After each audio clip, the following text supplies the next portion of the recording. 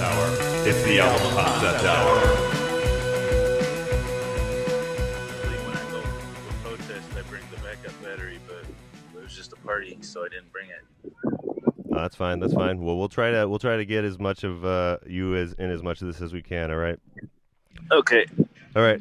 I'll roll right into the intro then. Welcome everybody to the Album Concept Hour. I am your host, as always, Brad LeBaron, and today we are having a different kind of episode than we normally have. Normally, we're all entertainment, just breaking down concept albums start to finish. But given what's happening in the United States right now with police brutality, murdering George Floyd, I've decided to do a Black Lives Matter themed episode. And we're going to cover RTJ4, which just came out a few days. Today, I'm joined by another podcast host that I've been working with for a long time. His name is Lil Guillotine. You want to say hey? Hi. Lil Guillotine, he's been going to... he went to a few of the Minneapolis protests, and he's been going to the Madison ones all week. So he's been on the ground and fighting the fight. We also have another podcaster that it's not quite out yet. There's a podcast that's going to be coming out called Pick Apart the Passion, and this is RamBunxious. What's going on?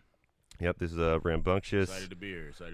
Yep. We're excited to talk about this. RamBunxious has been at some of the Madison protests with me. So that's what we've been doing. And then the last person we have with us is my good friend Cruz. What's going on, Cruz? What's up, guys?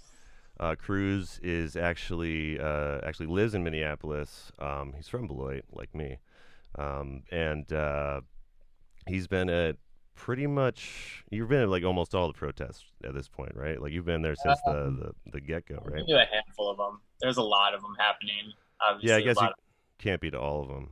A lot of movement, but yeah, I've been on the ground, but I moved here last year, so I don't consider myself a community organizer. I'm still relatively new to the community, but most of what I've experienced in my background is pretty much the perspective I'm bringing today.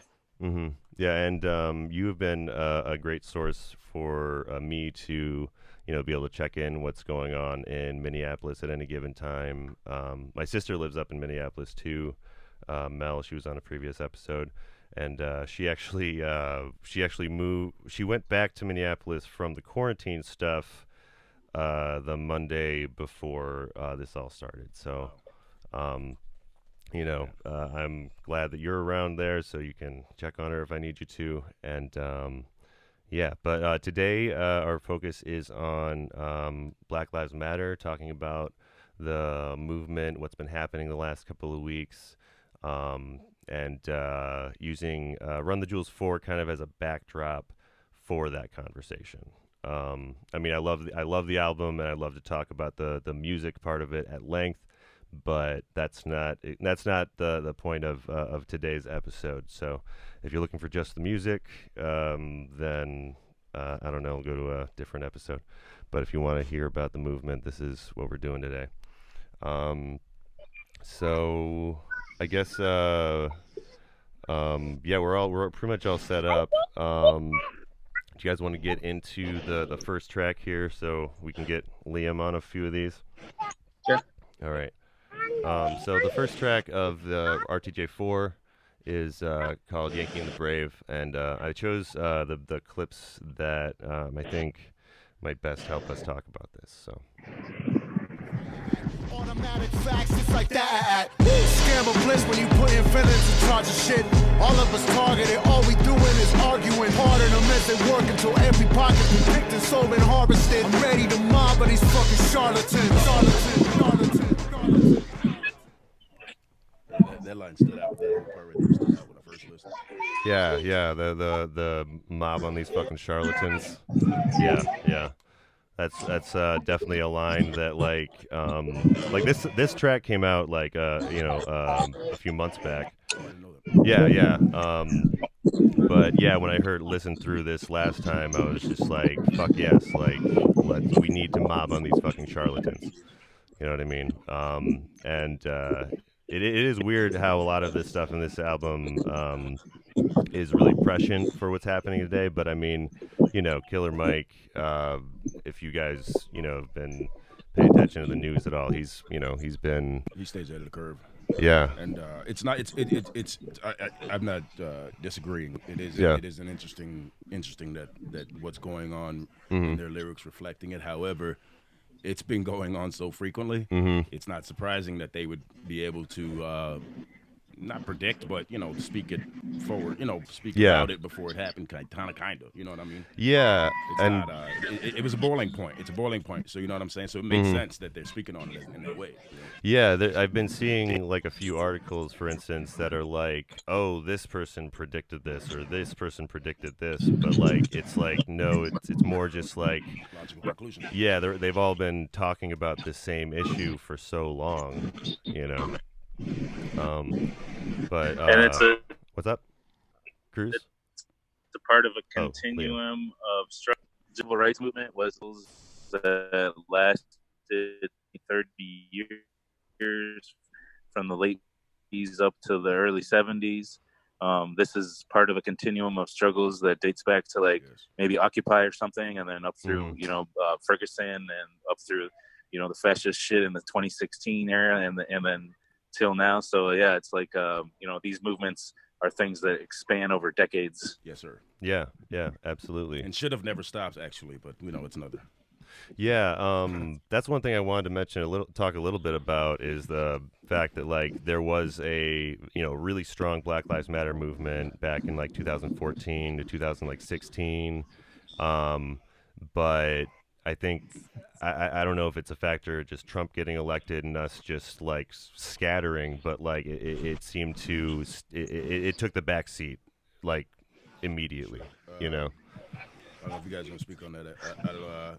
Yeah, and then in 2016 and 2015 when Ferguson popped off, there were other uprisings that happened in Baltimore and Milwaukee and Oakland and stuff, but those took other murders of black people by the police to pop it off. But in this case, that didn't have to happen, even though it's continuously happening. But it just kind of just sprung up around the country without any more murders happening. Not that they aren't continuing to do that. And so, and part of I think the coronavirus crisis is a major contributing factor. The fact that the government is giving us the choice between starving in the streets or going to work and dying without any social safety net, kind of made a kettling pot or a boiling point as well. I think contributed to it. Yeah, absolutely. Because you're right. It is different in the sense that Black Lives Matter. It was a continuation of all of these Black lives that were lost between just those years. Yeah, I think also what contributed to it is in this special. I think this is a special case in terms of everybody got to see that 8 minutes and 46 seconds. Yeah, the video. That length of time was just. It was that thing right there was so horrific. I think everybody was like, "Wait a fucking second." You know what I mean? Hold up. I think we can't take away from that fact either. Which, of course, it's the world that's involved. So there's gonna be the assumption that the things going on pushed it. But man, I just look at that video and I'm like, nah, I think it's the fucking video. You know what I mean? I laugh sarcastically, but it's just like, man. Well, it's one of our tools in the movement to be able to film ourselves and to be able to film the police when they're doing these things. It's that shift in technology, I think, was one of the big shifts in the way that everyone, especially if connected to social media, the way you look at these things. No, totally. Yeah, I mean, that kind of started with Rodney King because that was probably one of the first documented police brutality incidents that's true. Really hit things off. Yeah. And so the whole concept of video, which we're now at a point where there's a lot of people kind of pushing this mentality that if in the future you see this happening, you better not be recording it, you better be intervening.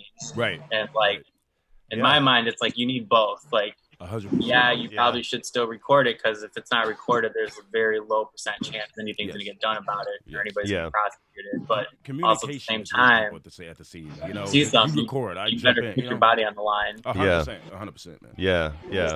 One line I wanted to mention before we get to another track, though, is he talks about how the villains are in charge of shit. You know what I mean? And I think that goes more I think he's saying more than just the police force, but like even the people like now that are like kind of covering for the police force and like backtracking and trying to trying to frame this in a way that the police are victims or something. You know what I mean? So yeah, like it's our what are we supposed to do when villains are in charge? Yeah, I've been saying recently, of course it's a black-white thing. Of course it's everything that's involved. There's a lot of elements. Yeah. But really, it is literally love versus hate, and I really just feel like love will win. And I know that seems very cliche, but it really is. It's really good and evil at this point, and there's not enough evil people. You understand? You know what I'm saying? Like, yeah. A lot of if you ask the media, there's plenty. Right? Yeah, but day to day, there's not enough evil people, right? There's not enough hate that actually exists to win. It's impossible. Race, it just won't work. You know what I'm saying? That is whether we're gonna have to go through a lot of trials and tribulations to get to that point. But on the other side, there's no way. You know what I mean? And I understand the money aspect and all that, but money's a construct that's slowly deteriorating. You know what I'm saying? Yeah. Well, speaking of money, actually, that transitions well into the second track, so I'll go ahead and do that. This track is Ooh La La, and then I'll talk about their music video a little bit. I pull my penis out and I piss on their shoes in public. People, we the pirates, the pride of this great republic. No matter what you order, motherfucker, we what you stuck with. I used to love Bruce, but living my vida loca. Help me understand, I'm probably more of a joke. So I just want to talk about the music video for a second for this, because it's actually pretty prescient right now. I don't know if you guys have seen it. No. But other foot, baby. But foot. It's basically just a group of people in like a downtown area just burning money, burning their credit cards, burning burning like what represents like the system, I think, in this music video. And all the while, like you see like police helicopters coming in from the outside, and you see smoke on the outside of the crowd. And this was before, like we were kind of saying before, this is something that was out before the Minneapolis police murdered George Floyd.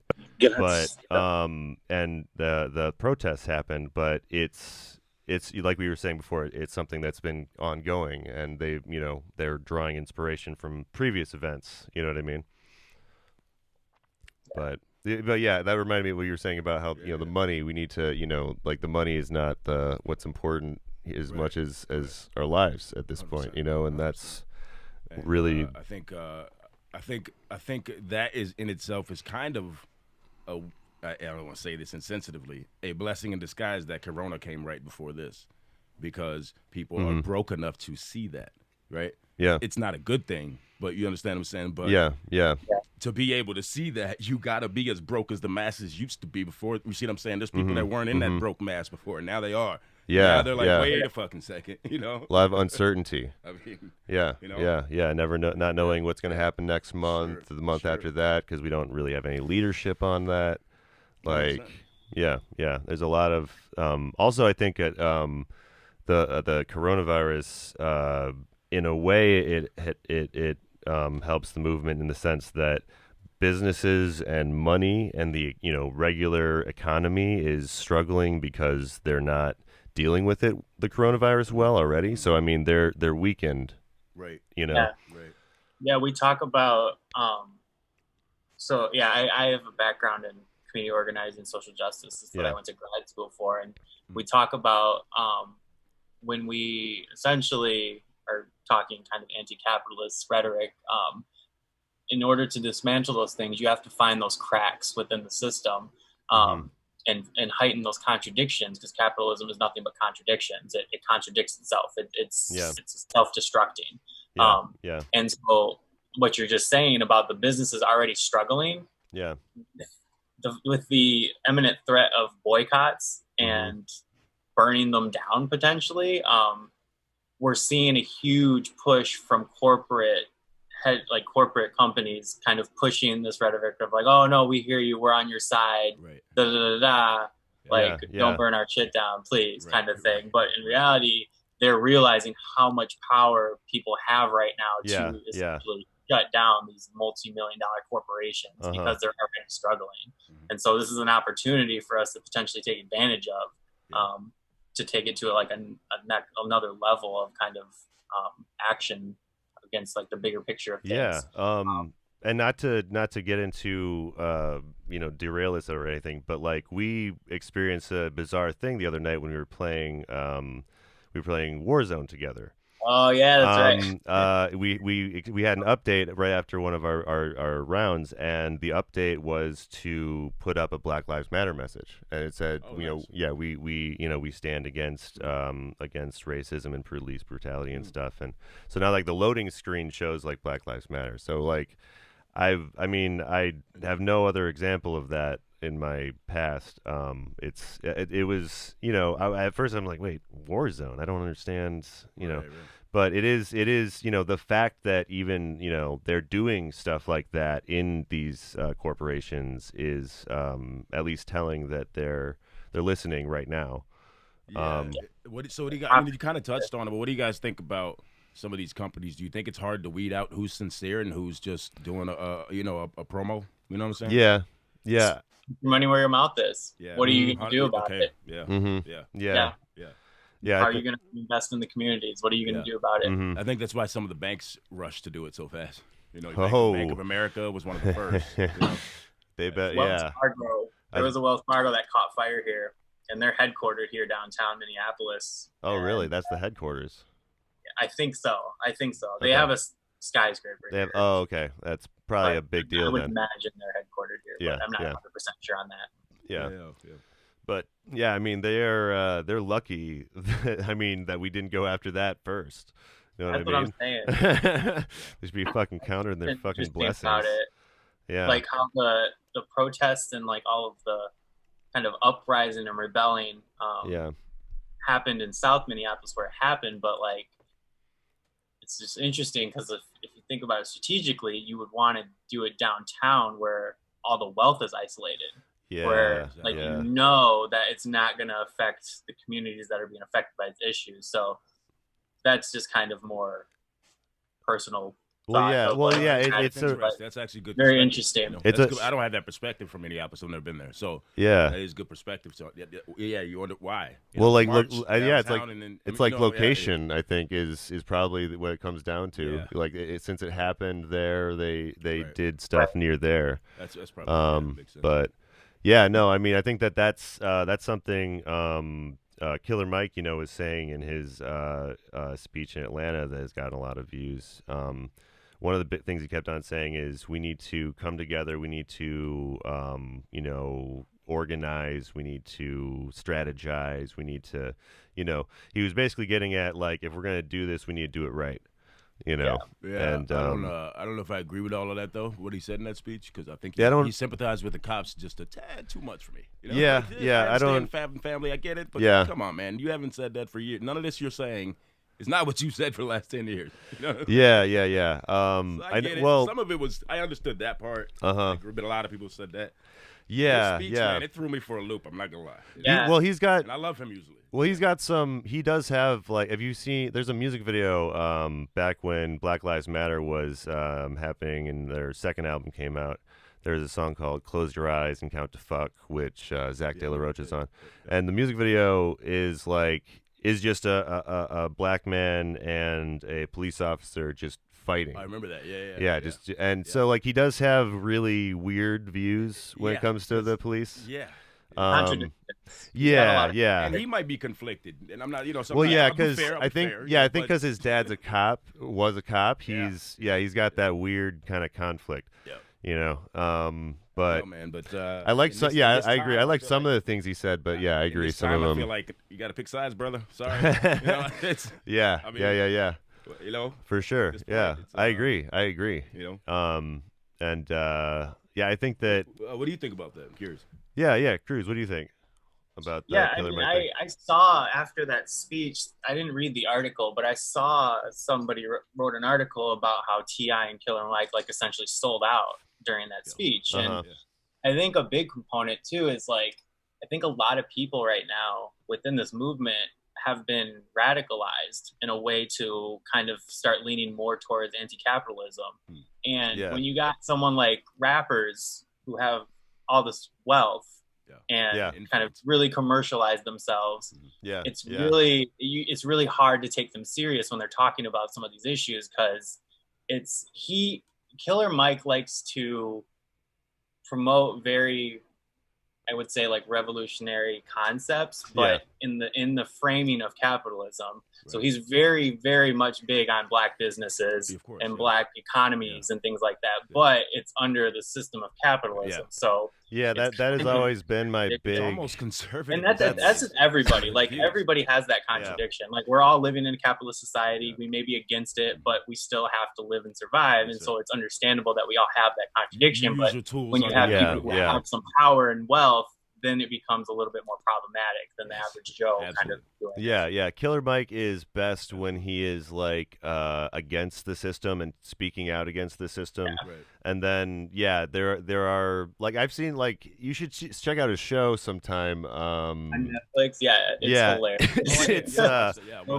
It's crazy, you know, but like it's great. It's great stuff. He definitely he treats you he will like especially the we should talk about, I guess, right here, the episode about trying to just buy black for a week or whatever.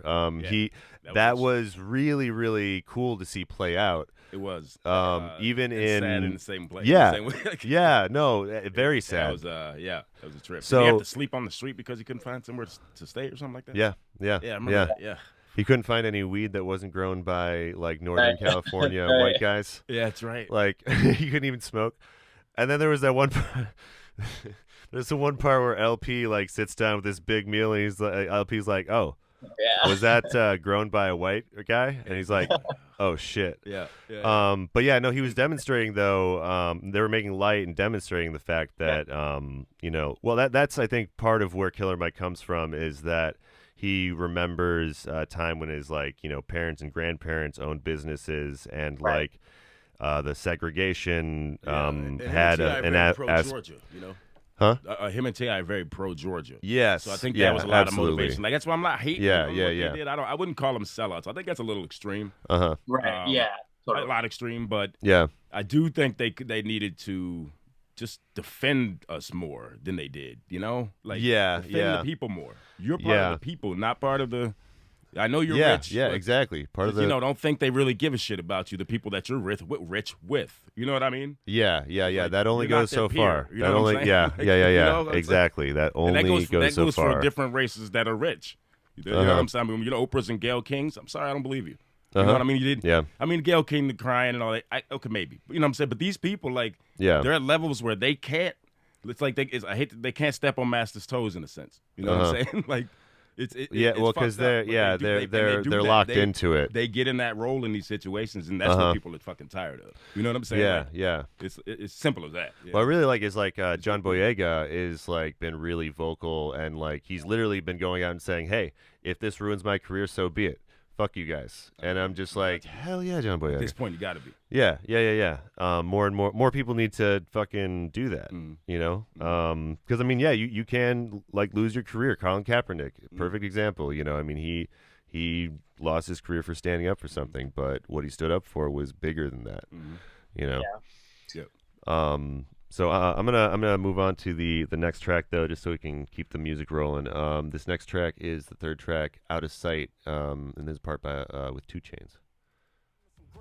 Assistant went shopping, put my bags in the 8-8. Hello, Mr. Big Safe, the bank teller trying to get ranked. I buy a hot dog stand if I'm trying to be frank. Just left the hospital, making sure my nigga was straight, and sent Bear a couple dollars till they give him a date. Tony. Ironically, actually talking about a little bit of that capitalism we were just mentioning. Right. It's a system. went shopping. Yeah, buy a hot dog stand if I'm trying to be frank. Yeah. I like that line though. It's clever. It's a good line. It's clever. I guess depending on my mood, I might like that line. Other days, I might be like, it's corny. I'll be honest. It's definitely it's riding the line there. Yeah. But 2 Chainz does that a lot. Yeah, I'm not a 2 Chainz fan. Oh yeah, that's totally. I'll publicly say I'm not a 2 Chainz fan. Yeah. But yeah, I chose this clip though because he mentions one thing that's really important to the movement, bail. He mentions bail in that line, like he's gonna, he's dropping off bail, so until they give his friend a date. So like, that's something that a lot of, I don't know how many people really understand how bail affects the systemic racism and what part it plays. I was gonna have Liam talk about this, but he dropped out. He lost battery. But he's part of. We've been part of a group called Free the 350, where we've been for the last several years. We've been collecting money for what's called a bail fund. They have this other places. We're not the first to do this.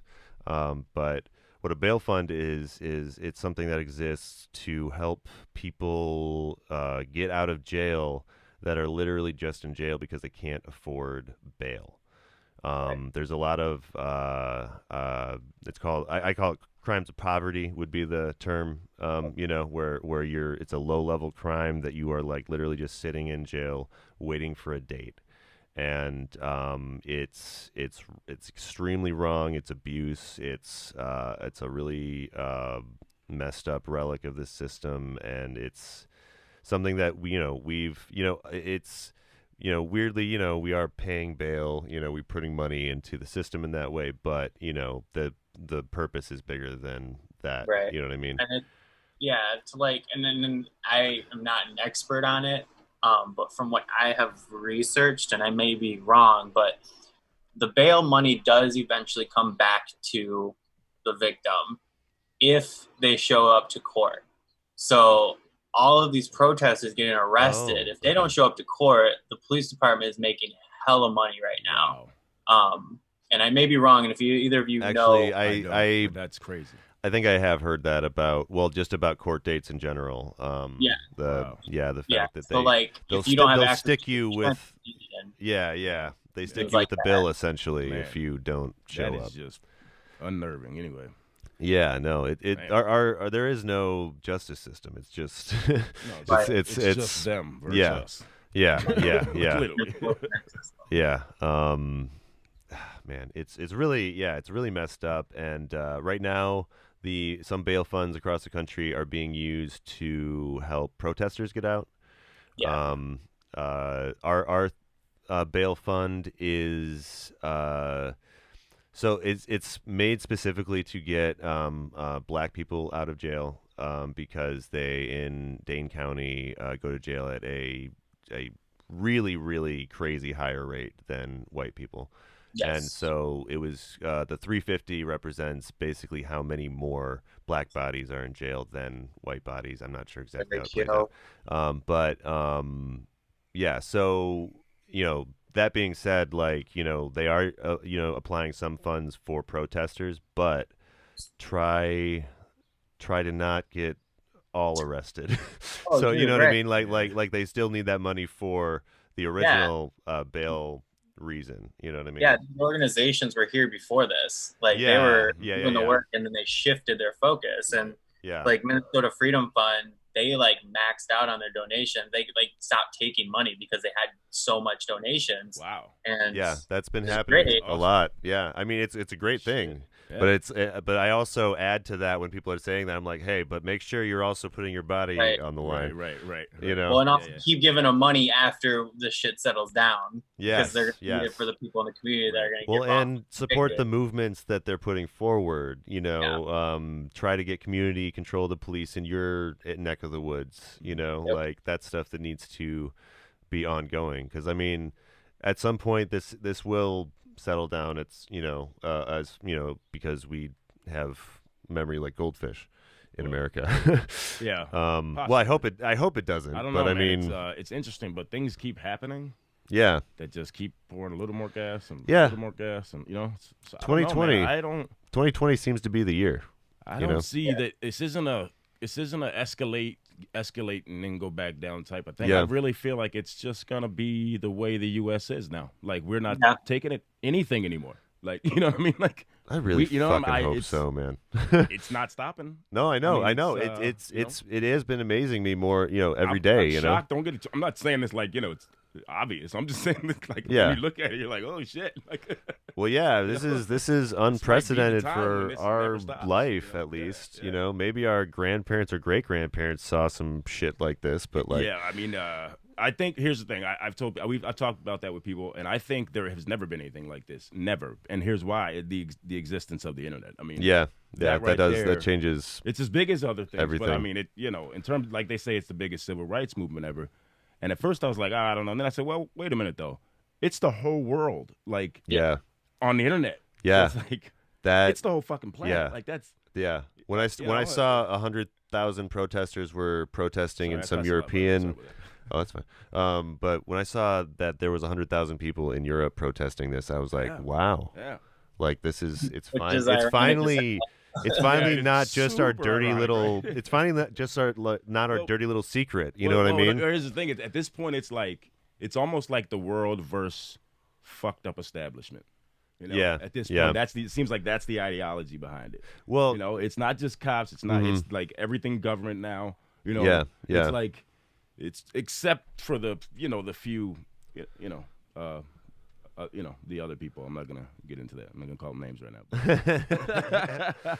Well, yeah, no, but we are getting to a point. I mean, people are like learning how to, support one another on the street.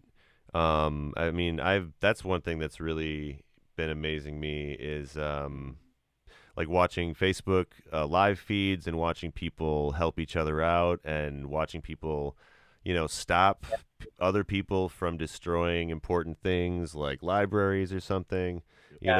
Like we don't, like it's really shown we don't need the police. We can police ourselves. Yeah, dude. Like that's what has been pushing. Like in Minneapolis, it's pretty surreal because like the way it's divided. So like North Minneapolis is probably the highest rate of poverty, and I want to say the highest population of Black citizens living in North Minneapolis. But all these incidents have happened in South Minneapolis, which is like partly gentrified, partly like highly Latino and Black, and a lot of like immigrant populations as well. Okay. Well, and so there's a large Somali population in Minneapolis. It's good. We have the largest, like one of the largest Somali populations in the country. Yeah. But all of these different communities are like coming together to like take care of each other, and then also like the other communities. Like every single food bank across the Twin Cities right now is like full at capacity because there's so many people donating. Wow. And it's a good problem to have, but it's like it just goes to show how quick the community up here has like come together and like started fixing shit. Every day for the past 2 weeks, people have been out cleaning up, helping storefronts put windows back up, donating to all, like there's so many different funds that are taking care of the community that they're not showing all of that. Obviously they're just waiting for the high adrenaline shit to show on TV, but they're not showing how many people are actually showing up and actually putting in the work to like fix these things. Yeah. Are you saying they're not showing that in Minneapolis, or are you saying they're not showing that nationally, you think? Well, anywhere, honestly, but Minneapolis specifically, because we're like kind of ground zero right now for all of this. Like they're not showing the full scope of what's happening here. Actually, before we get into that, I have a good transition. This song, it's also aptly named. It's called "Holy Calamafuck." But he's talking about kind of how the U.S. twists their narrative and stuff. So. I'm a rudeness MacGyver, a slapper yapper from the athlete to the tooth-bone fiber. I'm liver, thought crime designer, criminal minder, and I'm a born and bred Uso who chop and screw truth up. Think I got a case of the Mondays on fire. Oh, interesting. Yeah. You said Usa. I love. Yeah, that's one of my favorite parts actually. He pronounces USA USA. Yeah. It works. Yeah. But yeah, talking about thought crime designer, criminal minder, I think he's kind of referencing like the kind of all the kind of Law and Order type shows that we have that kind of reinforce the propaganda for like the police state. And to get back to what you were saying before the clip, though, born and bred in USA, where we chop and screw the truth up, and you've been seeing it the last few weeks, like you were saying, like they only focus on the really extreme type things. They focus on the damage. They focus on the property. And you don't see as much of the people helping each other. You don't see as much of the police brutalizing people as much as you see property damage. Yeah. And then also, like, to add to that, too, the other aspect is when you're hearing about just today, the city board voted to ban the chokehold in the police department. They're no longer allowed to use chokeholds. And if officers are doing that and other officers see it and don't intervene, they get charged with the same penalty of that, which obviously we shouldn't have to have fought for that. Well, yeah. That has been a goddamn given, but they're giving credit to the politicians for making these decisions when really it was the people in the streets that forced them to do it. Like none of this would be happening if we hadn't been in the streets fucking shit up and like tearing shit down. This wouldn't have happened. Yeah. And so they're not giving credit to where it should be due. They're giving credit to the politicians for saying like, oh, Governor Tim Walz, he's doing such a great job handling this. And it's like, no, he's doing a terrible job at handling this. He's only doing this because we're making him do it. Like, yeah, that's a word they use a lot, handling this. Yeah. Oh, yeah. Yeah. It's like, what do you mean you're handling? If you were handling this, it wouldn't have gotten to this point. Yeah. That's not That's like, it's a political word. Yeah. It's like when you drop and you shatter like some plates or something, you like sweeping it up. You're supposed to do that. Right. You're supposed to pick up that glass. That's good analogy. Very good analogy. Yeah. So if you didn't, if you let it drop over and over again, then it's on you.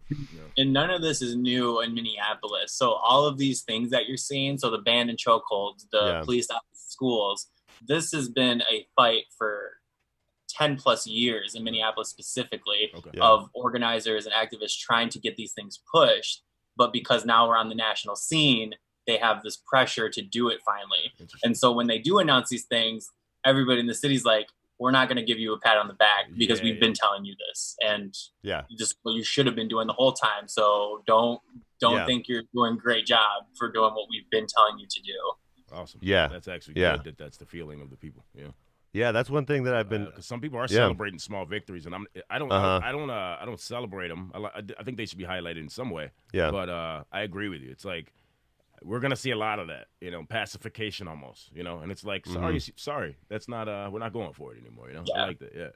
Yeah. I mean, it is helpful to take those small victories as like, okay, like we're getting somewhere, and that's what like keeps people motivated to keep doing it is like just those small victories. And I mean, you're absolutely right. Like, I'm not going to fucking praise you and be like, oh, you got to vote him back in and all that shit. But I mean, for us personally, it's going to be like, okay, great. We're doing the work, not because of you, because of us kind of thing. So no, 100% agree. Yeah. And I think for some people, this even goes back to the civil rights movement. You know what I mean? Like since the civil rights movement, which was a great push forward or whatever, like they've just been chipping away at it. Like, so it's been decades and decades of just chipping away at the civil rights movement.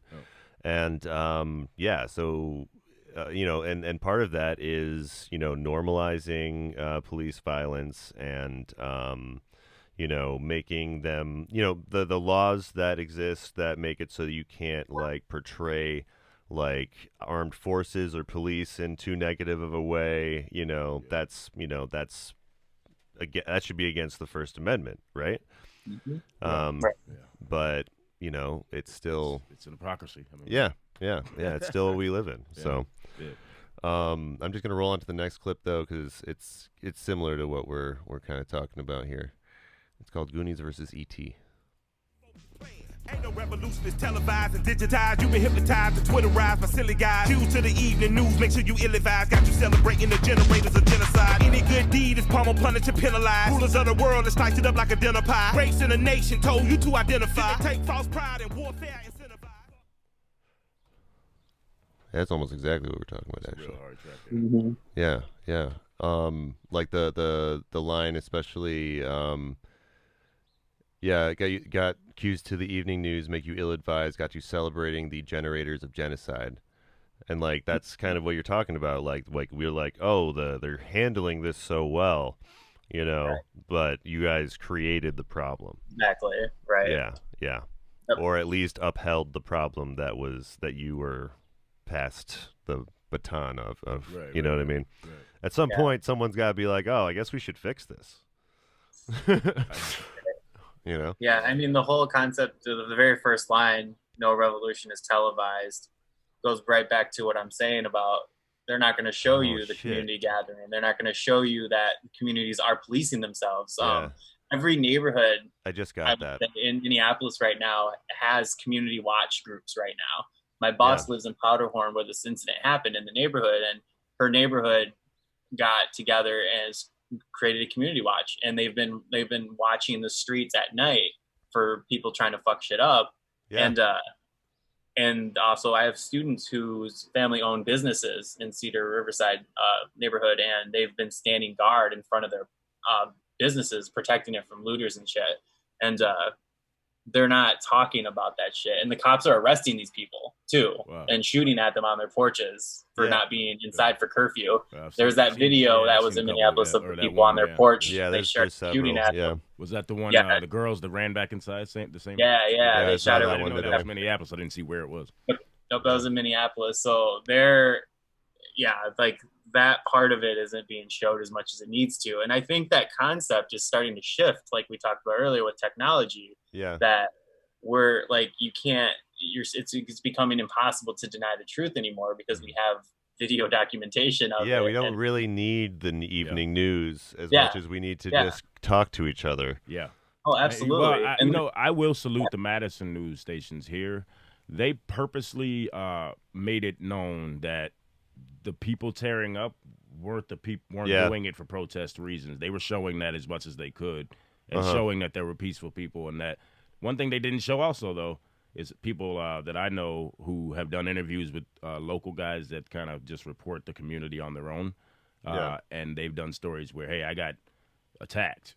You know, it wasn't a thing where we got attacked by the cops. So the news didn't show that part, but however, so it is interesting that there's even a small shift in the local news. You know, even that little small shift is interesting. I'm not going to applaud it like we said before. I'm not going to, we might have been watching the same newscast because there was the lady that was at the studio that was kind of being very critical of it and kept on saying like what started as a peaceful protest turned violent. She kept on saying that. And then the guy on the scene, the guy on the scene was like, hey, there's a lot of people here. There's only a few people that are really doing damage. And even he got in a cloud of tear gas at some point, But even in his being in the cloud of tear gas, he was like, this is a peaceful protest. There's just, This is interesting. It was, exactly what it was, I was pretty surprised to hear the guy at the scene being cool about it. Yeah. But that's local. Good job, Madison. Everyone else follow their lead. Sort of. On that aspect. Madison news aren't any saints either. No. I mean, the person in the studio wasn't the person in the studio was pretty firm, like, no, this is so violent. This is awful. But the guy on the scene's like, no, it's not that bad. Yeah. There was a protest that started at WCCO in Minneapolis, local news station, to push to have one of their anchors fired because she's married to Bob Kroll, who's the I heard about that. Head. And that is that's a hella conflict of interest. Wow. So I mean, Bob Kroll, if you just look at the fucking guy, like, he's got the head. Like, yeah, I know. Someone had a sign at the protest that was like, dead on. I'm going to pull it up really quick because it was funny as hell. It was like Bob Kroll, 5% skull chewing tobacco, 3% Top Gun fanatic, 2% pickup truck, 10% fragile masculinity, 80% excessive force. And I was just like, yeah, that's what that motherfucker is right there. Yeah. Oh, that's a lot of cops, I think. Yeah. So I mean, I think like what's really good with the organizers in Minneapolis is they're hitting it at like all levels. Like we're hitting the news outlets, we're hitting the Star Tribune. Like they've been reporting on the police killings, like really biased for the past 10 years. And like, we're just trying to hit every aspect of people in power to be like, call them out, like let them know who they are. And we'll make sure that they're dealt with kind of thing. So and let them know that we're here and we have more than them. Yeah. There are more of us than there are of them. Yeah. I bet 90% of the people at that protest didn't know they were married until then. Like, no one probably ever talked about that before this. No. They probably paid not to. You know, who knows? No, yeah. Oh, yeah. I'm sure someone at the news probably wanted to talk about it, and then was like, "Oh no, we can't put that out." Yeah, the director was like, "No, you don't understand." Yeah. I mean, you'd like to think that it's all, hunky-dory in the newsroom, but when you have someone married to a police chief or police officer, then things union head. Yeah. Sorry. Then there's a conflict of interest. Yeah. And they definitely don't highlight the police brutality nearly fucking enough. That's the biggest thing they fucking miss on the news. I mean, they get like little snapshots of protesters getting hit with gas or but they don't show anything fucking violent, Right. But I'm gonna move on to clip 6. It's walking in the snow. Every day on the evening news, they feed your fear for free. And you so numb, you watch the cops choke out a man like me. Until my voice goes from a shriek to whisper, I can't breathe. And you sit there in house on couch and watch it on TV. The most you give is a Twitter rant and call it a tragedy. But truly the tragedy. Yeah, it's kind of some more of what we were talking about too. There's not much to say on that. He said it. I mean, perfectly spelled out for you. You know what I mean?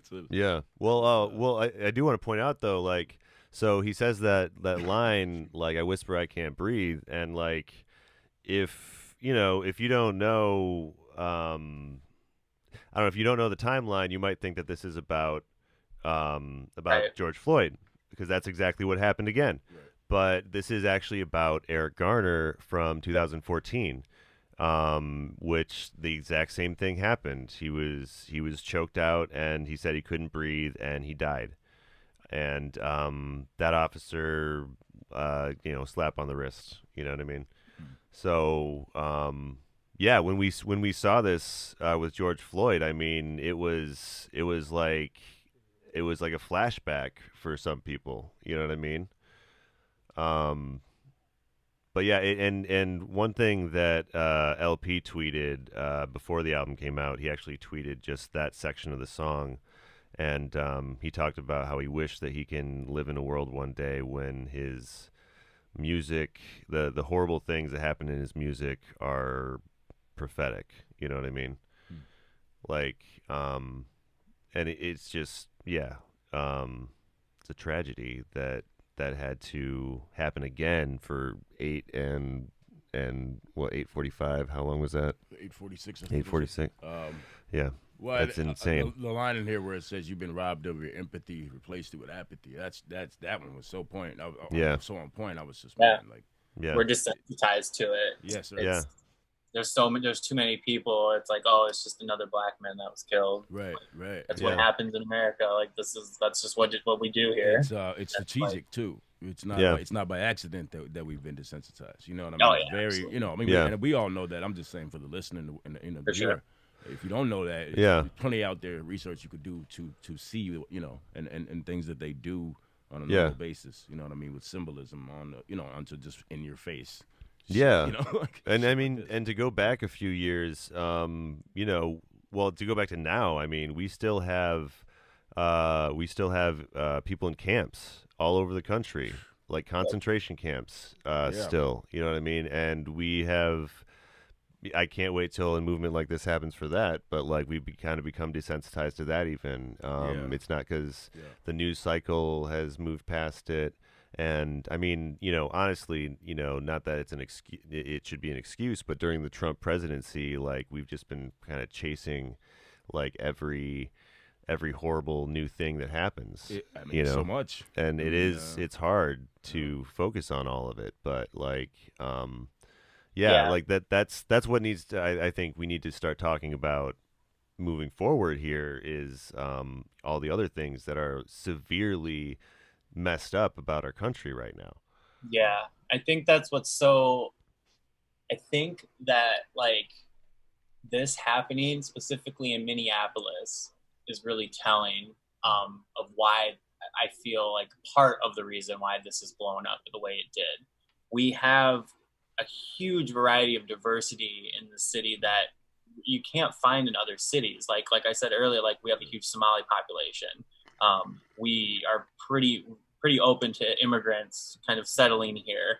And what we're seeing is like the movement here is multicultural, multi-ethnic, multi-generational, multi-class, in some capacity with class. But we're seeing that like we're all on this, it's starting to come together that we're all on the same side, and that like we need to be showing up for each other because all of our struggles are related. Like all the concentration camps, that's all about border militarization. That's giving the only reason that's being played out the way it is because they're getting funding and no oversight of what they do on the border with CPB.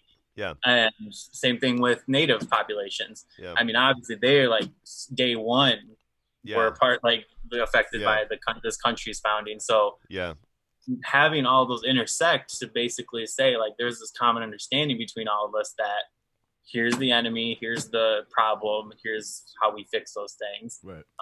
It's been good to see that kind of start to come up a little bit more. But the danger is you don't want to hijack the movement for other purposes. But I do think there is an intention within it to address other issues and have those voices also be on this platform.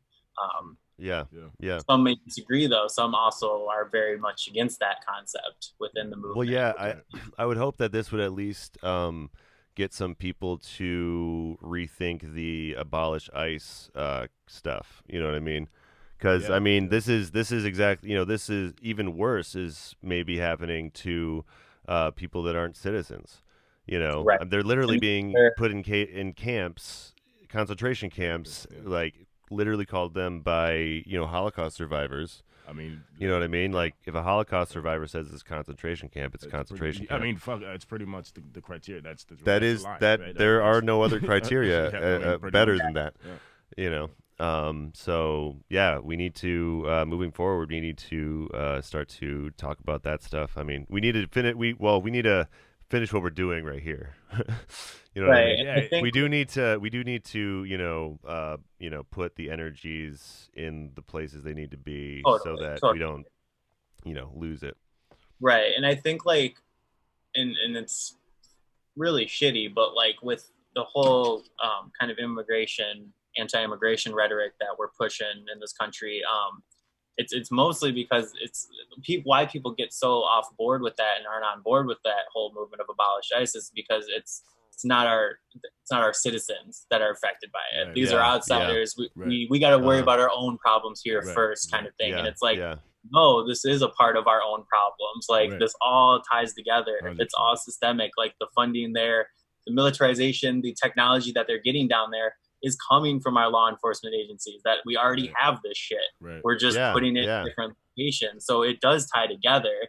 And if you like it, and it's starting to get to a point where if you support Black Lives Matter and support this movement, but you don't support the other movements, then it's getting to a point where people are like, well, then you don't support any of this because it's all tied together. Which is good. You can't cherry pick it at this point. It's too hard. It's impossible to do that. Yeah, 100%. I've been seeing that a lot. Like, people will say, wait, you can't be racist over here, but not racist over here. It doesn't work like that. You know what I mean? Like, it's pretty much flat. People have been cut and dry, and they're like, wait a minute. Yeah. You know what I mean? And I think that we've laid like the groundwork over the last decade. You know what I mean? Since, well, like Liam was saying earlier, like kind of since Occupy, and like that was kind of the first time that we saw protests happening all over the world at the same time for the same reason. And I think that was a real shift. Well, Vietnam. Huh? Well, I'm talking about like literally like you can live, you can look at live what's happening. You know what I mean? That's got a slightly different character to it. Yeah. And like that I remember that blew my mind. Like when I was younger, I was like, this is incredible. And it fizzled out because it was crushed, you know what I mean? Yeah. But yeah, I think that was maybe a shift in consciousness for some people. Oh yeah, absolutely, yeah. The 1% concept. Yeah, a lot of people probably don't even realize that it came from Occupy, or like just kind of thought it was. Because I know for a while I didn't make the connection because I didn't really follow Occupy back in the day because I was still pretty young and was just ignorant to it. But the whole concept of the 1% and the 99%. Well, Queensryche mentions it in their album in '92, I think. Well, I was gonna say, like that concept wasn't necessarily new. There's some books I had read that they didn't say 1%, right? Yeah. So the actual phrase might be kind of from that whole, more popular or something maybe, but the concept that there was a small group that had money, I mean, that's been around forever. And I personally, being a little older, that you knew you knew the number was that small. But then when they told you it was literally 1%, that was shocking to people. You know what I mean? I think. Oh yeah, like the concept existed, but then it was proven with data. 1%. You're like, wait a minute, what? Yeah, it's like a wake up to people. Yeah. That means it means all of us are poor then. Yes, it does. It does. Like essentially, it means all of us are poor. Yeah, I think some people were kind of taken off by that. Mm-hmm. Yeah, they're like, wait a minute, we're all poor? Right. I don't get it. But speaking of money, this next track is it's the banger. It's Just featuring Pharrell Williams and Zach De La Rocha.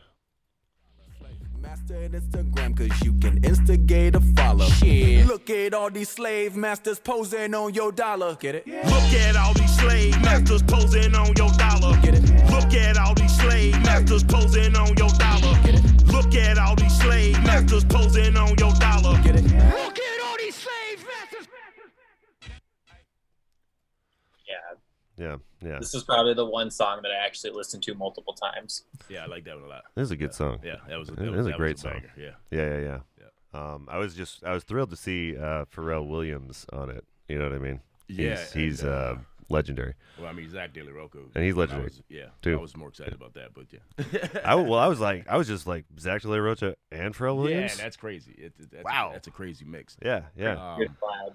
Yeah. Just the concept to repeat that over and over, and the way and they use posing. Mm-hmm. You know what I mean? As if it's on Instagram or something. I feel like they had to have been thinking that. You know what I mean? In some way when they wrote. I think that's awesome. I think that they're talking about. It's like multiple meanings. Like I think they're talking about like Instagram, like what do they call themselves? Models. Influencers. That's the word I'm looking for. Yeah. Influencers. Yeah. Which are just they're just popular. That's it. You know what I mean? And they just buy expensive stuff and go to vacation places and take pictures and stuff. And it's just like, it's weird because it's like, since we've had this whole Kardashian shift in the opposite of Occupy, I guess. We have all of these just rich people that are famous for being rich. Right. You know what I mean? Yeah. And it's just bizarre. That's super bizarre. But not to get too far off the topic of the line. The slave masters posing on your dollar. It's almost like the slave masters being arrogant in a way too. Is what this thing. You know what I mean? Look at them posing on your dollar. That's look at them. You know what I mean? Like they want you to see their face. Yeah. I mean, it's like it's. To me, all the concept of all it could go many ways. But I think that's what I got out of it. Like, look at these slave masters just posing on your dollar. Like, look, and then of course the obvious fucking slave masters on the dollar bill. You know what I mean? Like, the obvious, literally. What the hell? Yeah, right? So I think it's brilliant, man. I really think it's one of the brilliant lyrics on the. And then at the end, when Zach De La Rocha says it, he just says, "Look at all these slave masters." Yeah. Yeah. So you could take a completely different meaning from just his one, Yeah. So like now, like look at it now, like today, as opposed to like slave masters in the past tense. Yeah, I didn't think about that. That's all. Yeah. I noticed that like the last time I listened to him, I'm like, hey, he doesn't say the last little bit. Yeah. Because he's Zach De La Rocha. He knows what's up.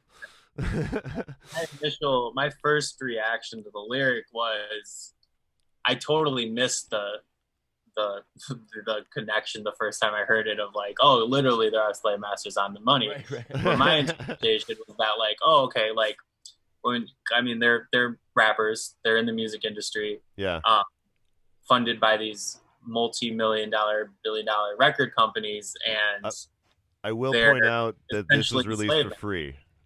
Yeah, they do release all of their shit for free. Oh, they did? Okay, yeah.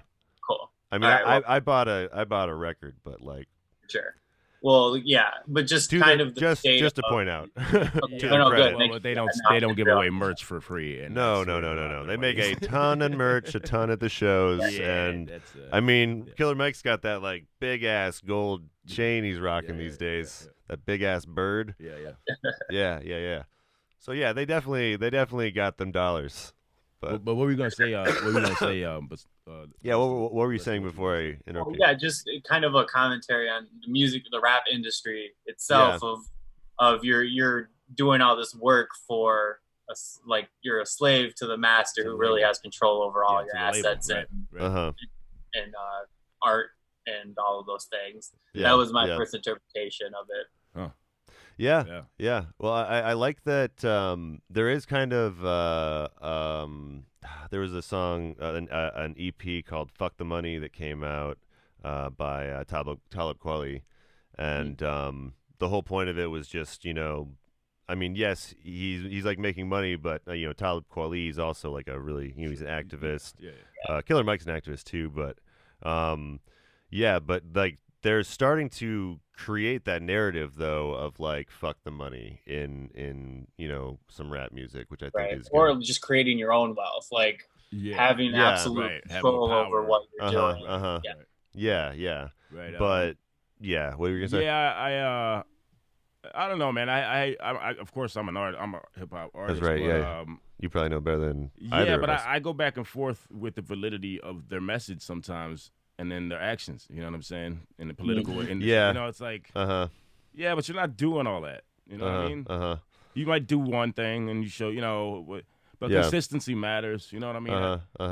So I don't know. I go back and forth with it. You know what I mean? Honestly, because like a Jay-Z has a lot of money. It's almost, I think he's a billionaire now. He's got together. He's got a fuck ton. Yeah. So he's on lists. In all honesty, the amount of money that he has.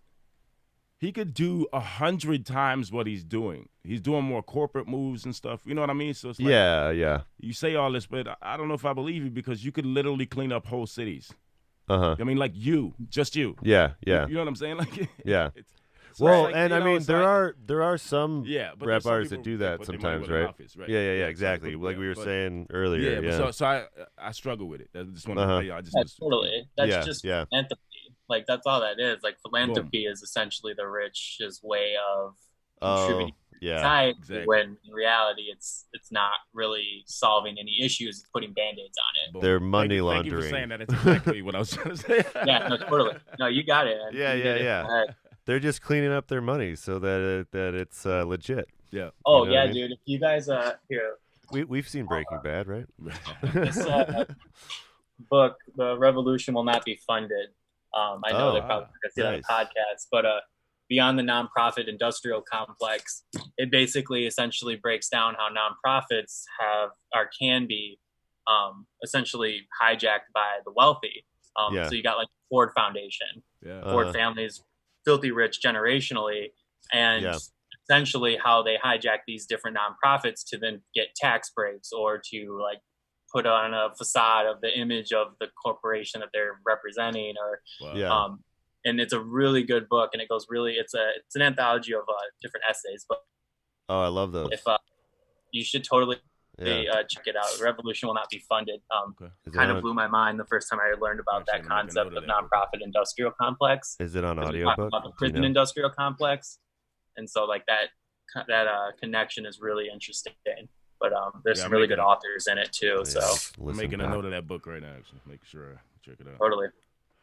Yeah, is that do you know if it's got an audiobook? It's by Insight, the public, or that's not the publisher. Insight is an I'll check it out. Yeah. It might have an audio. Yeah. It's been out for a minute. Okay. Yeah, no, I usually that's usually what I listen to most of the time.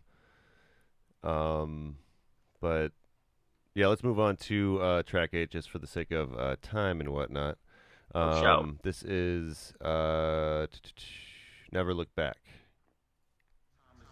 81 when I moved to the county where the Kings is. Walk past St. James Place where the King live. Think quick, never saw class of delinquent. Never get cash for the beats and a smart ass kid with a mean lip. Mom said Jay gonna speak, but I mean it. Deepness. Now I'm on fleek as a priestess. I don't wear a leash and a leash, but I'm peaceful. Yeah, so this is a kind of a verse that's a story about LP talking about rising out of squalor and trying to use his art to rise above where he came from or whatever. But I was thinking we could just use this as a way to opportunity to talk about just class and how that affects Black lives and just institutional racism. You know what I mean? Yeah, because we don't have a lot of class consciousness, I think, in the United States. I think that's one thing that we lack in is really properly assessing how the class. Well, we were kind of touching on that a little bit ago, I think. Yeah, I think a little bit. Yeah. I think. I think class doesn't exist, in all honesty. I mean, we kind of talking about with the 1%. In my opinion, at this point, it's I think there's people that they imagine that they're in a different class than other people. But in all actuality, I think but I don't think any of that exists in terms of money, in terms of the distribution of power. You know what I mean? I think it's kind of it's still that 1%, even in the power form, even with the money form, and almost in every, I saw a video earlier, okay, and this lady summed it up perfect, and I shared it on my Facebook. Okay, I'm not gonna say my Facebook, but and she compared, excuse me, sorry, I smoked too much. She compared Black people in America to Monopoly, and it was let's say we playing Monopoly. And we've played 400 rounds of Monopoly. That's in 400 years, right? And so then for the last 50 rounds, and for those 400 years, everything I made in Monopoly, I had to give back to the person that I was playing against, okay? And then for the last 50 years, you gave me 10% of your money and then said, okay, now catch up to me, right? So you can win, right? Yeah. So now, right, the analogy was crazy, right? I was like, this is amazing. It's perfect, right? Yeah. And then she said, there's no catching up, right? No. You can't win, no, right? No. And so I look at that in a way, also, of course, that is absolutely true for Black people in America. Mm-hmm. But I look at that for the way they've treated class and poor people in America and the rest of the 1%. Yeah. You see what I mean? Yeah, How definitely. can we catch up? You know what I mean? No, They got all the guns, they got all the money, right? But like I was saying earlier, hate can't win. That's all falling. You know what I mean? Even your military, I was telling somebody the other day, even your military, who might think it's a different class than us, when it comes down to it, half of that military is going to be like, nah, I'm not killing my family and my people, my neighbors. You know what I'm saying? Or whatever. Yeah. That will exactly. happen. You know what I'm saying? And so in that way, I think class is kind of just a figment of arrogant imagination. You know what I mean? For whoever thinks they're bigger than you know what I'm saying? I guess I see it. I see it as I see class as kind of making sense now. But. No, you're making sense. I see class as a symptom of the I guess society that we live in and who and the powers that are in charge or whatever. You know what I mean? Yeah. It's not something that necessarily needs to be. It's not something that's natural. Right. In nature, there are certain animals that have hierarchies or whatever. If you want to get into semantics, right. But You know, like by and large, like, you know, nature's pretty like chill and trying to, you know, it's about ecosystem and about, you know, supporting 100%. Each other and everything. It's so to take a hard stance that some people are for whatever reason better than other people is completely absurd. Yeah. You know? Yeah. I mean, it's a complete construct created by like our founders and the government. Like the government defines poverty levels. Like they list. Yeah, right. They literally. I work with low-income first-generation students, and we're federally funded. Yeah. And they have a chart for qualifying students. So if you have a family of 1, 2, 3, 4, here's the income that you need to make below in order to be considered low-income poverty. Right. And so they're setting these standards of what those things are, and which we're just following. Incredibly skewed, by the way. Absolutely. Amazingly. Yeah. The average American has more in common with someone who's houseless and has no income than someone who's a millionaire. Like you are so much closer to being in that person's shoes than being a millionaire. Like, and that goes back to what we were saying about how COVID kind of showed us that. Yeah. I mean, it's good. How easy it's just.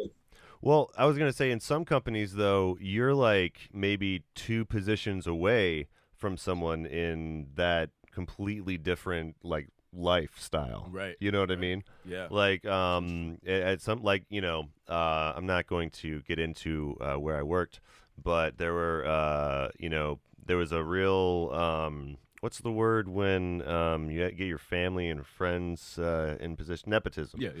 And like, you know, the warehouse and the corporate place were connected. And so there was all of these clear signs of class division between the warehouse and the corporate people. You know what I mean? Yeah.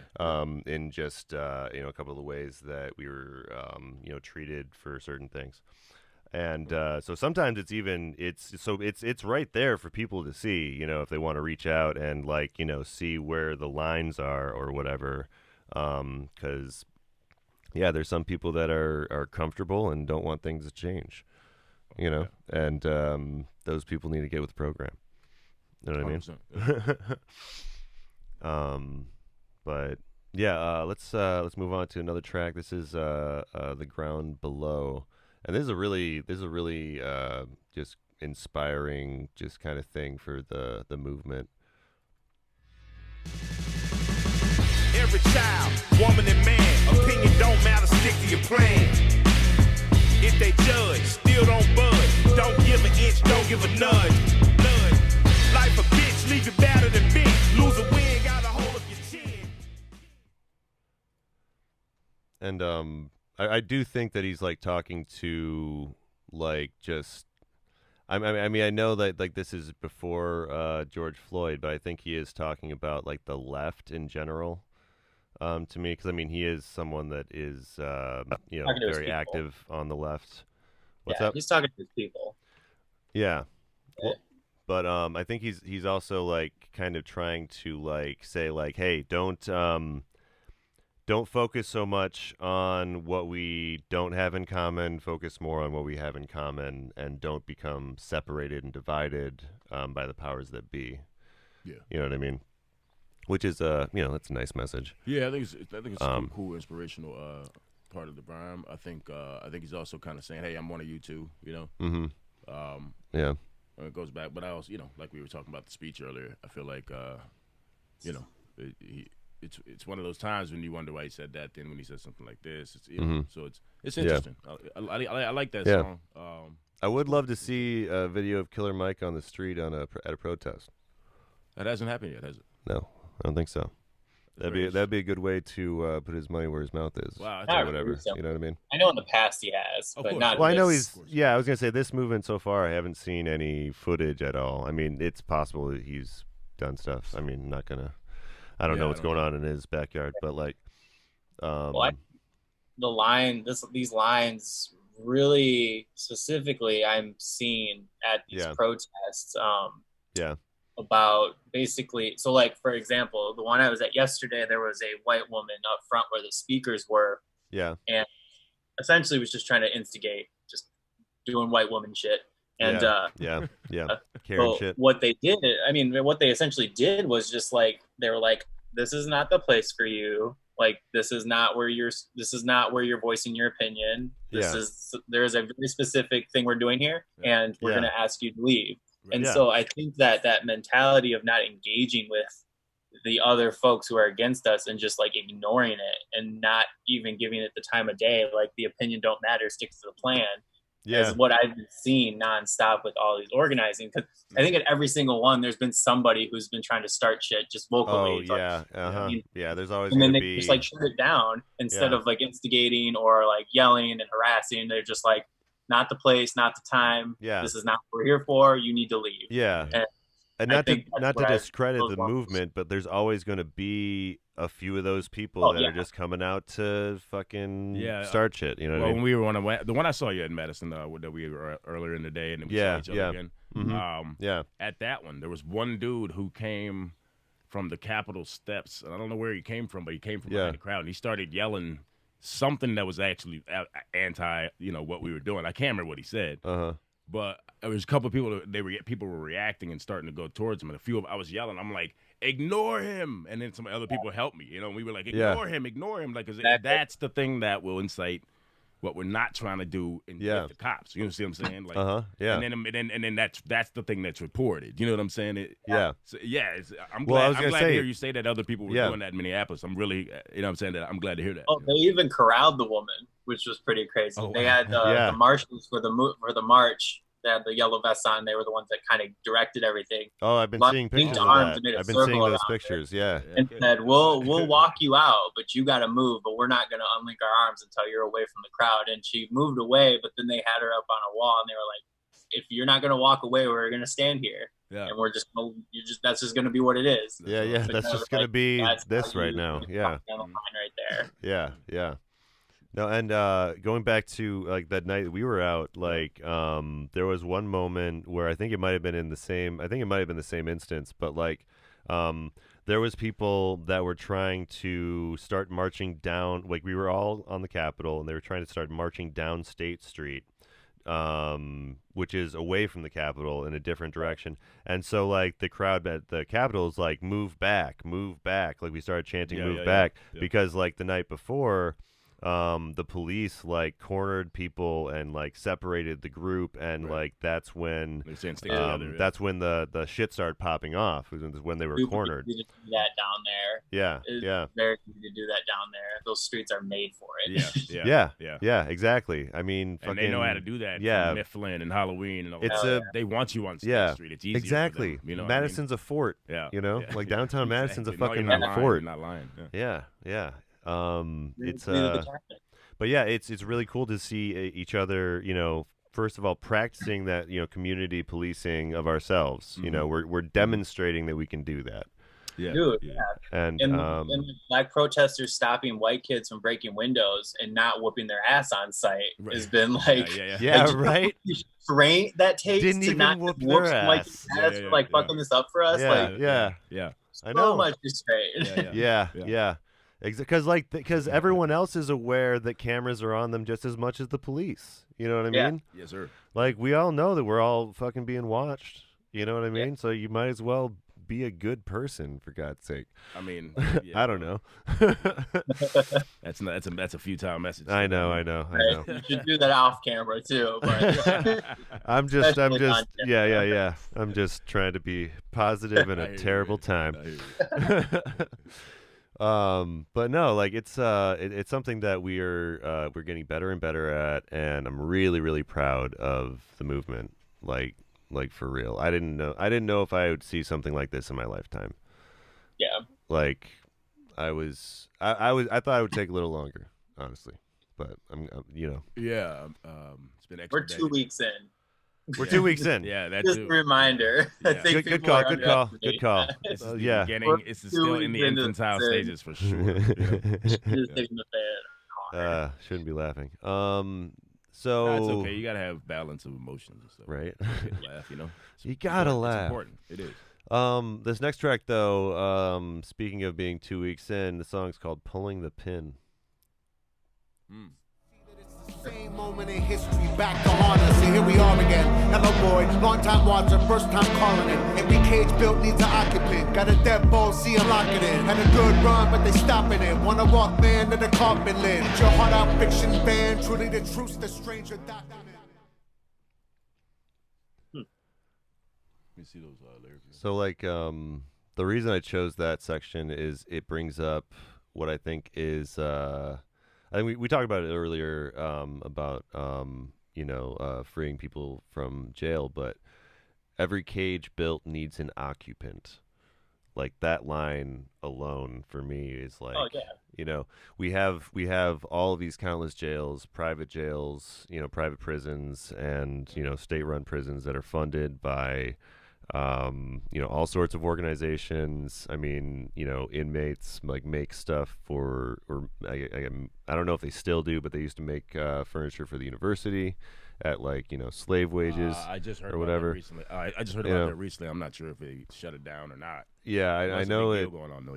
Yeah. That was definitely something that was happening though in recent history, and it's still happening in a lot of places. So. Moving forward, we need to defund the jails. We need to defund the prison system, and I think a lot of people jumped on board with that concept with the immigration detention centers, right. Because those spawned like brand new private detention centers. Concentration camps, but they were very explicit in stating that they're there for profit, and in order to make that profit, you have to fill the beds, and that applies to jails and prisons as well. Right. And so, the whole concept of every cage needs an occupant is that's the intention with jails and prisons, is to produce profit and slave labor. I mean, it's in the 13th Amendment. Like only prisoners can still be kept as slaves, essentially. Yeah, and it's like the big thing. If you thing haven't read it, read it. Yeah. Maybe watch the documentary on Netflix. It's super digestible. If you watch that and still don't agree, I don't know what to fucking tell you. Dude. I really don't know what to tell you. We don't need to have a conversation. Yeah. Then you need some kind of therapy, I think. Right. You got some other issues to work. Yeah. No, talking to you ain't gonna help much. I thought it was interesting, the line right before that. Hello, Void, long-time watcher. Well, it said now we see the same moment in history back to haunt us. Here we go again. But the Hello, Void, long-time watcher, first-time calling in. I think that's interesting because there are a lot of people that are just joining movements like this, have never been or never cared. You know what I mean? That's right a, now, that's and in the point. last few years too, with each movement, there's people that are joining these movements who would have never done that before. You know? Yeah, right. 100%. Haven't been affected by the stuff. Right. Yeah. And I think that was an interesting line. And then they had a good run, but they stopped it. You know, that's another one. You know, want to walk man into the coffin. You know, like it. Yeah. This is some of the more charged lyrics, I think, in just what they mean. You know. Yeah. I mean, like just to step back and talk about LP for a second. Like this is actually some of his like best like this is very reminiscent of his old stuff before he was in Run the Jewels, where he's a lot more heady and a lot more like sci-fi and big themes. Cancer for Cure. Yeah, Cancer for Cure and Fantastic Damage. Yeah. So like it's really great to see him, you know, going back to some of that perspective. Yeah. But yeah, no, I mean, I was gonna seeing history coming to haunt us, you know what I mean? Like that's really fucking prescient right now. Yeah. You know what I mean? Like just history from a few years ago. 100%. We didn't deal with. And then that last line too, truly the truth, eat your heart out, fiction fan, truly the truth, the stranger document. I mean, we're seeing that.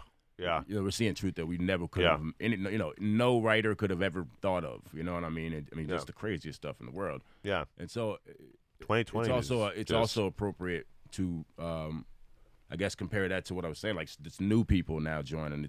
This is why this is bigger than ever, is because we haven't seen what we're seeing now. You know what I mean? We haven't experienced, you know, when I heard that the state of Minnesota, you could speak on this more than me, was suing its own police department in Minneapolis. I had to research for it. I couldn't find where that had happened any other time in history. I'm still looking. It is new. You know, the human rights. Shit, yeah.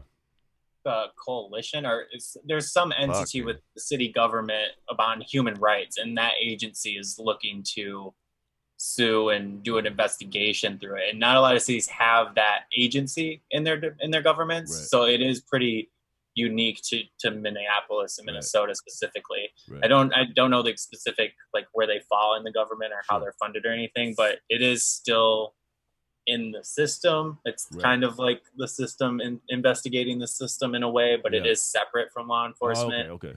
Yeah. But yeah, no, you're right though. It is pretty unique that and we're seeing small events, well not small, but we're seeing examples of this over and over, like every day. And so you know, I think that that line was very on point. You know what I'm saying? So I'm saying, yeah, definitely. And yeah, we're gonna keep seeing this until it's dealt with. You know what I mean? Unfortunately. Well, we've got a new approach. You know. It's all new approaches that people are taking now. Yeah. Well, it's like sort of. You know what I'm saying? Like it's like we're taking our we're taking all of our theory and we're putting it into practice finally. Yep. Yeah. True. You know, like a lot of people have been kind of absorbing. What's up? Praxis. Yeah. Terminology we use, putting theory into action. Mm-hmm. Yeah. But I mean, a lot of people have been kind of absorbing this stuff through social media and memes and stuff, like they've talked about a few times in the album. But yeah, now those people are on the streets.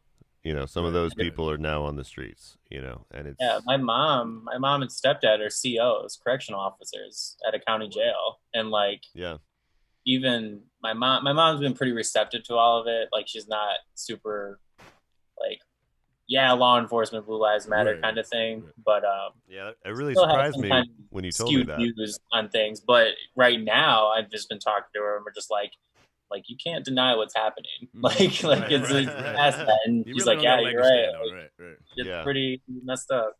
Right. Yeah. I think. I think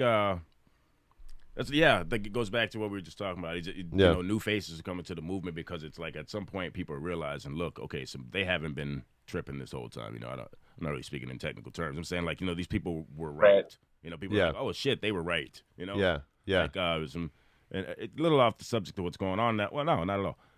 Kaepernick has gotten apologies from people that he called him out in the media, and now they're publicly apologizing. It's not the NFL, but other people within, you know, sports and stuff. And I think that's, you know, a lot of people have been like, oh, it's not enough.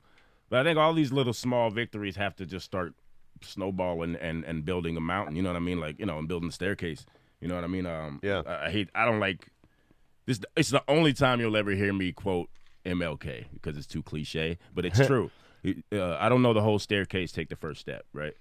And so I think there's a lot of these first steps that are happening, lining up. Yeah. And then it's frustrating to me, and I don't know why I'm mentioning this now, but it's frustrating to me that people are basically shitting on some of them, you know, and they don't see that it takes the snowball effect. And so you find, oh, well, that's not good enough. You know? It doesn't happen. Somebody painted the D.C. mayor today painted the Black Wall Street up to the White House, right? And rename the street. And somebody's like, it's not enough. It's just a gesture. I'm like, are you kidding me? What? up to the White. You know, this is the president's driveway, right? Like right up to the right. You know, you understand. Like, this is like right at Trump, right? Like. Rename the street too. Well, that's what I mean. Like, there's certain people that are just there to credit, you know, are just there to start shit. You know what I mean? Whether they're start shit one way or another. You know. I think it's like a sick symptom of the USA and our, like, you know, reality TV culture and like all this shit. Like, we just extreme shit. You know, and when it's anything less than that, we get bored. It's we're terrible. This last song though is called "A Few Words for the Firing Squad," and it's a nice cap to the album. This is for the do-gooders that the no-gooders use and abuse. For the truth-tellers tied to the whipping post, left beat, battered bruised. For the ones whose body hung from a tree like a piece of strange fruit. Go hard, last word to the fire squad was fuck you too.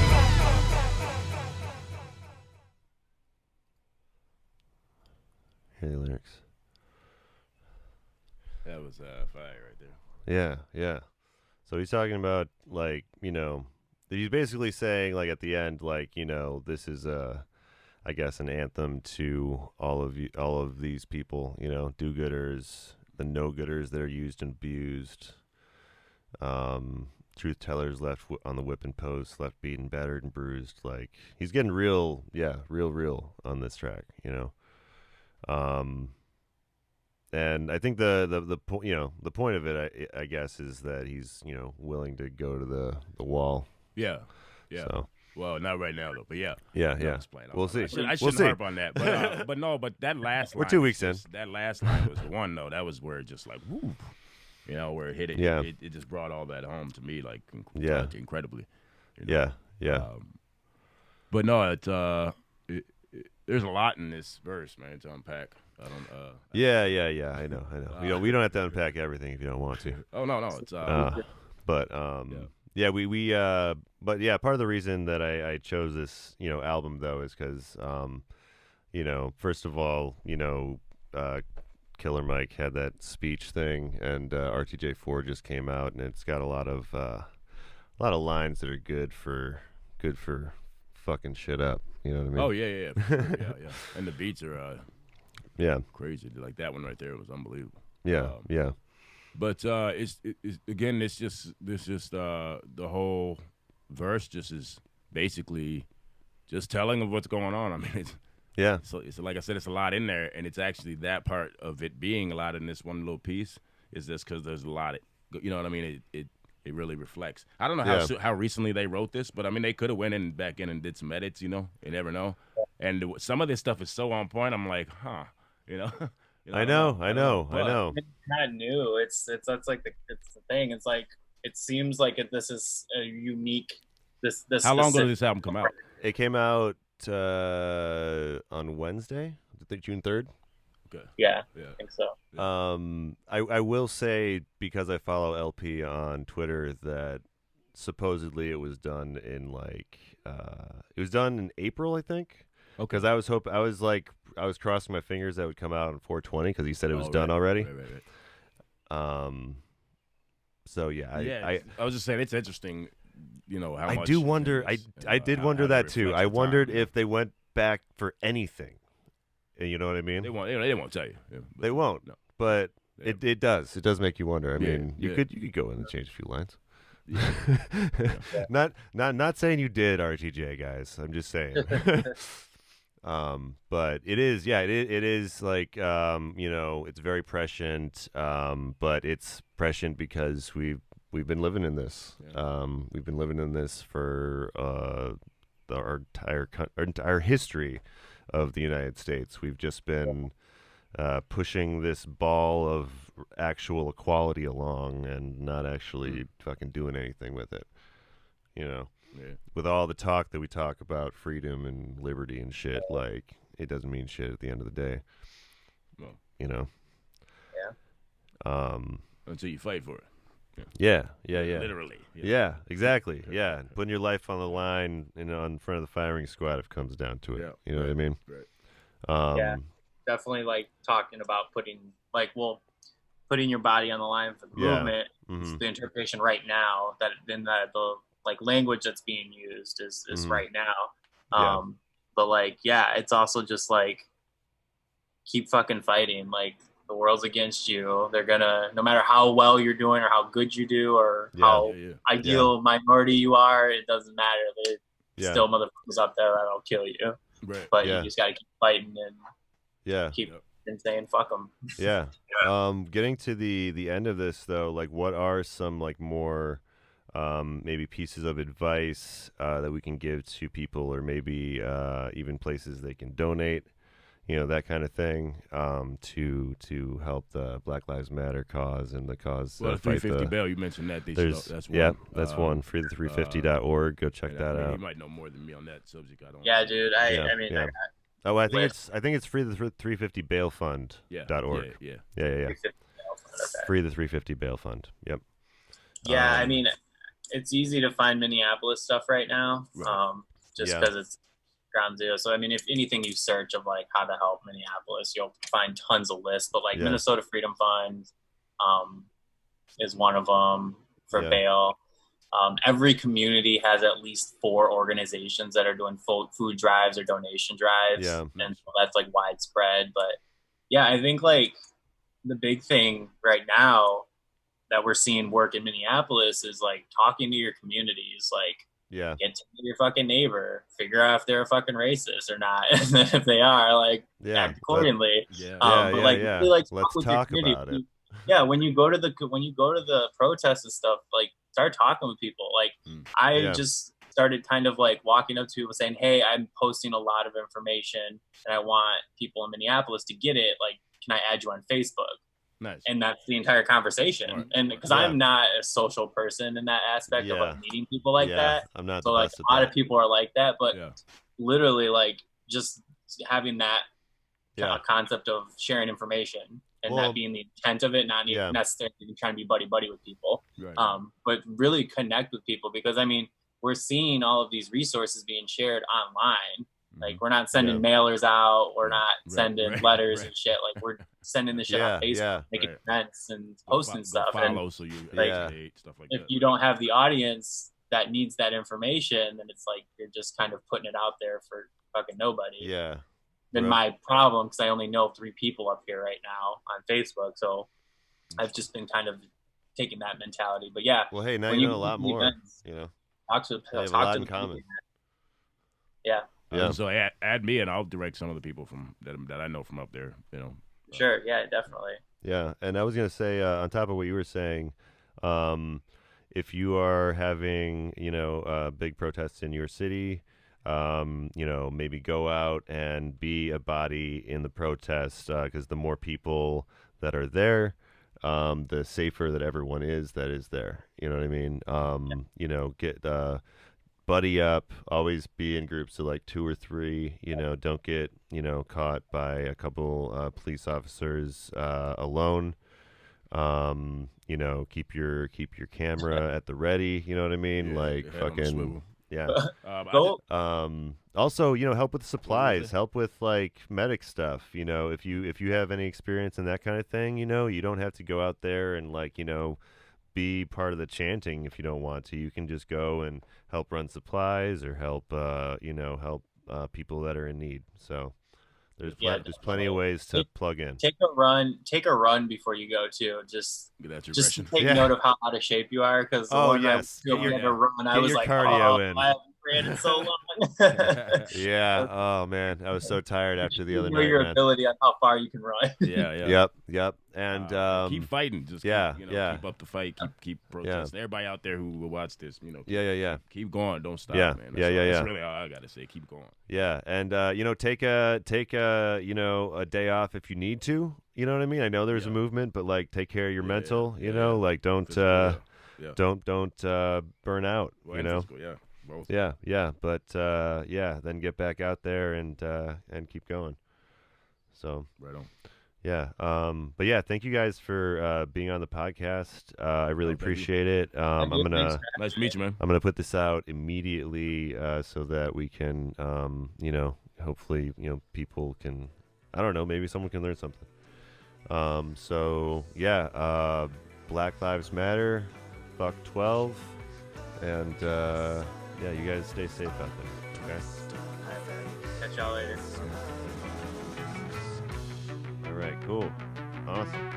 Oh, he left. He actually left. Okay, cool. Thanks for listening. The Album Concept Hour is Brad LeBaron, Dave Gallagher, John Aker, and Scott Wesley. Special thanks to King Gizzard and the Lizard Wizard for the theme music.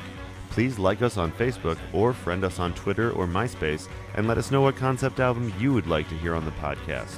See you on Side B.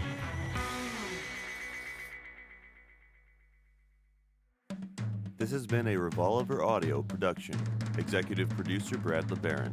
For more podcasts, visit soundcloud.com/revolveraudio, or to support new content, visit co-fi.com/revolveraudio.